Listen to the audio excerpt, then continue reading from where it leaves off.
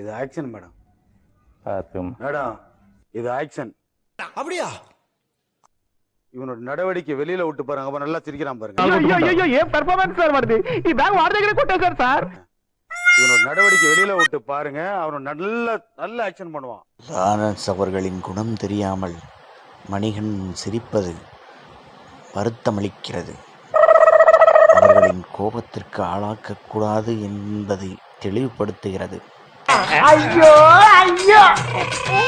அவன் கைய வச்சு இப்படி சொன்னப்பே நான் புரிஞ்சுக்கிட்டேன்.